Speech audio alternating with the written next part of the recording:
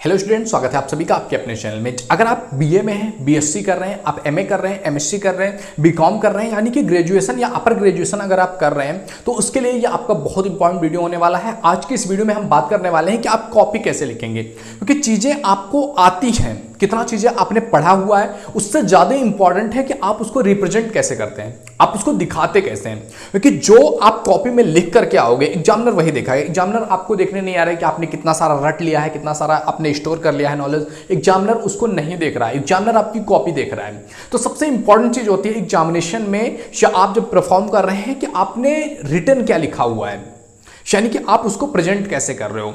तो आज हम बात करने वाले हैं इस वीडियो में कि क्या क्या चीजें होती हैं जो एक कॉपी लिखते समय, आप ग्रेजुएशन कर रहे हैं या जो है पोस्ट ग्रेजुएशन कर रहे हैं, उसमें जो है इंपॉर्टेंट क्या होता है, क्या चीजें ध्यान रखनी होती है। तो कुछ बेसिक चीजें हैं जो आपको पता भी होंगी एंड कुछ चीजें हैं जो मैं ऐड ऑन करना चाहूंगा जो शायद आप ध्यान नहीं देते होंगे, क्योंकि छोटी छोटी गलतियां हम करते हैं ना, और यही गलतियां हमें एक बड़े रिजल्ट के रूप में हमारे सामने आती हैं और हमें लगता है यार हमने तो कुछ गलती ही नहीं किया था। समझो, देखो सबसे पहली चीज जो होती है ना कि आपको क्या करना है, रीड द क्वेश्चंस।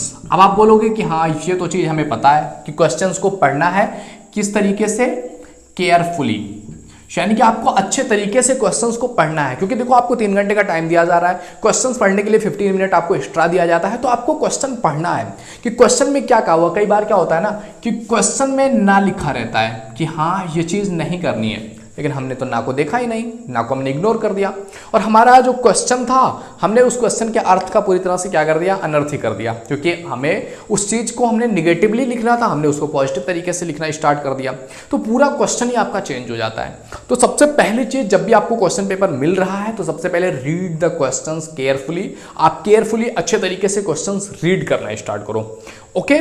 और दूसरी चीज़ ये आती है कि आपको क्या करना है, जैसे कि आपको कॉपी मिलती है, आपको एक कॉपी मिल गई, तो इस तरीके का आपकी कॉपी होता है 16:19 के रेशियो में होता है, मतलब लंबाई ज़्यादा होती है, चौड़ाई कम होता है।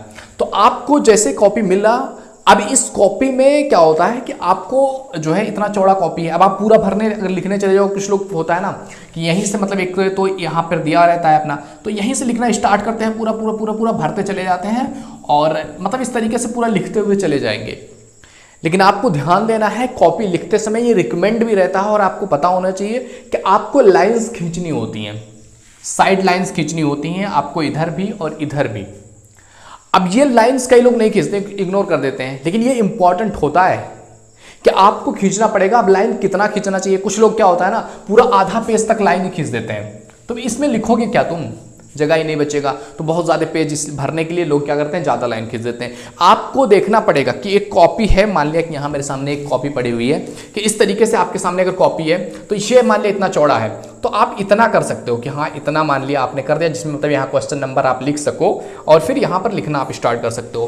तो मतलब ये है कि बहुत ज़्यादा बढ़ाना भी नहीं है लाइन को और बहुत ज़्यादा कम भी नहीं करना है, आपको एक जो है जेन्युइन लाइन खींचनी है। दोनों साइड से, इस साइड से भी खींच सकते हो और बीच में आप लिखना स्टार्ट करोगे तो ये ज़्यादा इफेक्टिव तरीका होता है। एंड एक प्रॉब्लम और आती है, तीसरी चीज़ मैं बात करना चाहूँगा जिस पर, कि क्या होता है कि हम क्वेश्चंस लिखना स्टार्ट कर देते हैं, तो कौन से पेज से आपको लिखना स्टार्ट करना है। कई लोग क्या होता है ना कि यहीं मान लिया एक कॉपी है, कॉपी मिला, यहाँ आपको कुछ चीज़ें फिलअप करने के लिए दे दिया, मान लिया आपका रोल नंबर हो गया, आपका स्कूल का नाम हो गया, आपका कुछ बहुत सारी चीज़ें जो आपको फिलअप करने के लिए दिया जाता है, और यहाँ तक आके मतलब फिलअप करने वाला ख़त्म हो गया। तो कुछ लोग क्या होता है यहीं से लिखना स्टार्ट कर देते हैं कि मतलब मेरा काम तो हो गया, अब यहीं से क्वेश्चन नंबर डालेंगे और लिखना स्टार्ट कर देंगे, जो कि एक तरीके का मतलब कह सकते हैं बहुत गलत अप्रोच है। आपको लिखना किस पेज से है ये चीज़ आपको पता होनी चाहिए। बहुत सारे लोग क्या करते हैं कि ये वाला हो गया, मान लिया कि ये इतना हो गया है, ये पेज भी छोड़ देंगे और इसको जैसे मान लिया कि ये पेज है तो ये पेज पे इतना हमारा हो गया है लिख के, तो इसे नीचे वाला छोड़ करके यहाँ से लिखना स्टार्ट कर देते हैं, जो कि एक गलत तरीका है। यहाँ से आपको लिखना नहीं है और ये चीज़ें जल्दी आपको पता भी नहीं होगा, शायद कोई बताया भी नहीं होगा आपको। आपको क्या करना है कि ये पेज पर अगर आपने लिखा हुआ है ना तो ये पेज आप छोड़ोगे, पूरा पेज, ये पेज पूरा छोड़ोगे और यहाँ से आपका कॉपी स्टार्ट होना चाहिए अच्छे तरीके से, लाइन वगैरह स्टार्ट करके। तो ये चीज़ें आपको ध्यान में रखनी है। तीसरी चीज़ इंपॉर्टेंट की मतलब कि कॉपी स्टार्ट कहाँ से करनी है, लिखनी कहाँ से है। चौथी चीज़ जो है ना आपको, कि जब भी आपसे जो है लॉन्ग आंसर टाइप, थोड़ा सा आज मेरा जो ये पेन है ये अच्छे तरीके से काम नहीं कर रहा है, तो क्योंकि टाइम हो गया, मुझे ध्यान नहीं दिया मैंने। तो अब देख सकते हैं चौथा जो है, इसमें क्या करना है, आपको जो इंट्रोडक्शन देना है। इंट्रोडक्शन काफी पावरफुल एंड इंपॉर्टेंट होता है किसी भी क्वेश्चन का आंसर देते समय। जब आप एक लॉन्ग आंसर क्वेश्चन दे रहे हैं तो आपको मतलब किसी चीज के बारे में परिचय देना है कि मतलब इस क्वेश्चन में आप क्या करने जा रहे हो, क्या कैसे कैसे आप आंसर देने वाले हो। जैसे कि क्वेश्चन मान लिया पूछ लिया कि समाजशास्त्र को प्रभावित करने वाले कारकों के बारे में विस्तार से वर्णन करो। आपसे 20 नंबर का एक क्वेश्चन पूछ लिया कि समाजशास्त्र को जो है प्रभावित करने वाले कारक कौन से हैं। अब आपने लिखना स्टार्ट कर दिया कि समाजशास्त्र को प्रभावित करने वाले सामाजिक कारक हो गया, आर्थिक कारक हो गया, राजनीतिक कारक हो गया। इस तरीके से आपने एक एक हेडिंग देकर के लिखना स्टार्ट कर दिया। तो ये एक गलत वे है। आपको क्या करना है, जब भी आपसे क्वेश्चन पूछा जा रहा है समाजशास्त्र को प्रभावित करने वाले कारकों के बारे में, तो आपको सबसे पहले इंट्रोडक्शन देना पड़ेगा सोशियोलॉजी का। समाजशास्त्र क्या है, समाजशास्त्र के कारक क्या है। तो मतलब एक तरीके से मतलब इंट्रोडक्शन की कैसे कैसे किन किन पॉइंट्स पर आप वो चीज लिखने वाले हो, क्योंकि इंट्रोडक्शन बहुत इंपॉर्टेंट हो जाता है आपका इसमें। तो इंट्रोडक्शन आपको संक्षिप्त वे में लिखना है, 4 से 5 लाइन, मैक्सिमम 6 लाइंस तक आप इंट्रोडक्शन लिखेंगे। उसके बाद फिर आप एक एक करके किन्हीं निम्न प्रकार के होते हैं, फिर एक एक कारक लिखना स्टार्ट करेंगे। तो ये बहुत इफेक्टिव तरीका होता है। जब भी एग्जामिनर इसको देखता है ना तो इंप्रेस होता है आपको। जितना आपने मतलब एफर्ट लगाते हैं ना आप रटने में, उससे ज़्यादा आपको एफर्ट लगाना चाहिए और प्रेजेंट करने में। क्योंकि जो जिसने प्रेजेंट करना सीख लिया ना, क्योंकि आपके पास कितना भी नॉलेज हो, आपके पास कुछ भी हो चीज़ ना, अगर आप उसको प्रेजेंट करना नहीं जानते हैं कि हम इसको प्रेजेंट कैसे करेंगे, तो कुछ नहीं हो सकता आपका। क्योंकि कोई भी चीज़ अगर आप अपने तक ही संचित रखते हैं ना, दूसरों तक शेयर नहीं कर रहे हैं, तो आपके पास कितना भी नॉलेज हो दैट डजंट मैटर। तो शेयर करना, उसको अच्छे तरीके से आपको आना चाहिए कि उसको रिप्रेजेंट कैसे करते हैं, दैट्स इंपॉर्टेंट। तो परिचय हो गया मान लिया। फिफ्थ चीज आप नोट कर सकते हैं कि इसमें जैसे कि कुछ चीज़ें होती हैं जिसमें आपको क्या हो गया, कहीं पर ग्राफ का यूज करना हो गया, तो वो यूज भी आपको पता होना चाहिए। आपको कहीं पर जो है आलेखन बनाना हो गया ज्यामितीय, या फिर कहीं पर आपको मैपिंग करना हो गया, तो ये चीज़ भी इंपॉर्टेंट है। जैसे जियोग्राफी है, जियोग्राफी में कहीं आपसे इंडिया के सॉइल्स के बारे में पूछ लिया। अब वहाँ पर अगर आपने जो है इंडिया की जो है मैपिंग कर दिया ना, तो अपने आप में वो मतलब एक जो है बन जाता है, एक इम्पैक्ट डालता है कि हाँ यहाँ इंडिया की मिट्टी के बारे में बात कर लिया, यहाँ की मिट्टी कैसी है, यहाँ की मिट्टी कैसी है, वहाँ की मिट्टी की। तो मतलब अगर आपने, मेरा थोड़ा सा टेढ़ा बन गया होगा, इग्नोर कीजिएगा इसको। तो मतलब कि अगर आप मैपिंग करना स्टार्ट करते हो ना, तो आपका जो इम्पैक्ट आपकी कॉपी का होता है एग्जामिनर के ऊपर ज़्यादा पड़ने लगता है।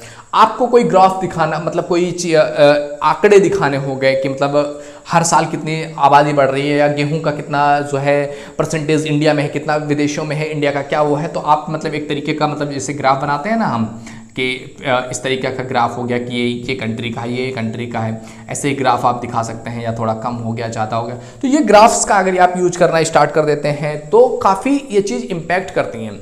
या फिर आपको कोई क्वेश्चन लिखना हो गया, मान लिया कि पूछ लिया कि आपसे कि आर्थिक समाजशास्त्र को प्रभावित करने वाले या अर्थशास्त्र को प्रभावित करने वाले कारक क्या हैं, या भूगोल के कितने ब्रांचेज है। तो अगर आपने लिख दिया ना कि जियोग्राफी, फिर जियोग्राफी में अगर 5 ब्रांचेज आपको लग रहा है, तो 5 ब्रांचेज इस तरीके से निकाल करके यहाँ आपने लिखा। तो मतलब एक तरीके का जो है स्ट्रक्चर की तरह तैयार करके आप लिखते हो ना, ये चीज़ इंपॉर्टेंट होती है और बहुत ज़्यादा इंपॉर्टेंट भूमिका निभाती है जब आप इस तरीके से लिखना स्टार्ट कर देते हो। इसके बाद कुछ और भी चीज़ें हैं जिसको आपको याद रखना चाहिए। जैसे कि मान लिया कि कॉपी लिख रहे हैं, तो कॉपी के बीच में कहाँ पर कितना गैपिंग होना चाहिए। एक आंसर आपने लिख दिया तो कम से कम 4-5 लाइन आप उसको छोड़ें, फिर दूसरा आंसर लिखना स्टार्ट करें। उसमें कई फायदे होते हैं इसमें आपके, कि मान लिया अगर आपसे कुछ चीज़ें छूट गई तो भी आप वहाँ पर लिख सकते हैं, या फिर मतलब थोड़ा सा स्पेस दिखता है तो एक नया स्टार्ट आप कर रहे हो तो वो भी अच्छा दिखता है, सो भी अच्छा करता है वो चीज़। अंडरलाइन का यूज जो है, जहाँ पर कुछ इंपॉर्टेंट चीज़ हो, कि मान लिया ये एक हेडिंग डाला गया तो उसके नीचे अंडरलाइन कर दीजिए, इंपॉर्टेंट पॉइंट्स जो है उसके नीचे अंडरलाइन कर दीजिए। तो ये सारी चीज़ें काफ़ी इंपॉर्टेंट होती हैं। और एक चीज़ और भी आपको, कि जब आपका जो है कॉपी आप लिख करके एंड करें ना, तो उसको चेक जरूर कर लें, क्योंकि आपके पास कुछ टाइम आप 10 मिनट पहले ही अपनी कॉपी खत्म कर चुके हों, और 10 मिनट आप उसको चेक करने में लगाएं कि आपने जो क्वेश्चन का आंसर दिया हुआ है, क्या क्वेश्चन आपने सही पढ़ा हुआ था, क्या आपने जो आंसर लिखा हुआ है उसमें इधर उधर कुछ दिख रहा है, तो आप उसको सही कर सकें, आप चेक कर सकें, आप मिलान कर सकें कि जितने क्वेश्चन आपको दिया गया था क्या सारे क्वेश्चन आपने कंप्लीट कर लिया, फिल कर लिया। तो ये सारी चीज़ों के लिए आपके पास कम से कम 10 मिनट टाइम होना चाहिए, तब आप चेक कर पाओगे। अदरवाइज कई बार क्या होता है ना, कुछ स्टूडेंट्स मेरे से कई बार मिले भी हैं, कई बार बात क्या हुआ है, ये एग्जाम हॉल से जब बाहर निकल करके आते हैं तो अरे यार ये तो मेरा पेपर का ये क्वेश्चन ही छूट गया, मेरा ये क्वेश्चन छूट गया यार, ये तो इंपॉर्टेंट क्वेश्चन था, 10 नंबर मेरा चला गया, 15 नंबर चला गया, शायद कुछ लिख देता तो कुछ बन जाता 10 मिनट अगर पहले। तो अगर उन्होंने 10 मिनट पहले अपना क्वेश्चन चेक किया होते ना, तो शायद उनके 10 मिनट में उन्होंने कुछ चीज़ें लिख दी होती, 2-3-4 पेज ही लिख दिया होता, तो काफ़ी इंपैक्ट पड़ जाता, काफ़ी नंबर उसके बढ़ जाते। तो ये कुछ चीज़ें मेरे दोस्त, आई होप ये वीडियो तुम्हें पसंद आया होगा। वीडियो पसंद आए तो लाइक जरूर कीजिए। कुछ टिप्स हैं, अगर इनका आप यूज करते हैं ना, डेफिनेटली आपके एग्जामिनेशन में आपने जितना चीज़ें स्टोर किया हुआ है ना, अगर आप उसको इस तरीके से रिप्रेजेंट करना सीख जाते हैं तो ये डेफिनेटली आपको एग्जामिनेशन में हेल्प करने वाला है। ओके मेरे दोस्त, तो शेयर टू योर फ्रेंड्स, अपने दोस्तों के पास भी शेयर करो, और भी लोगों तक ये चीज़ पहुंचाओ ताकि और भी लोगों की इससे हेल्प हो सके। ओके मेरे दोस्त, मिलते हैं आपसे अगले वीडियो में, तब तक के लिए जय हिंद, जय Bharat, thank you, bye bye.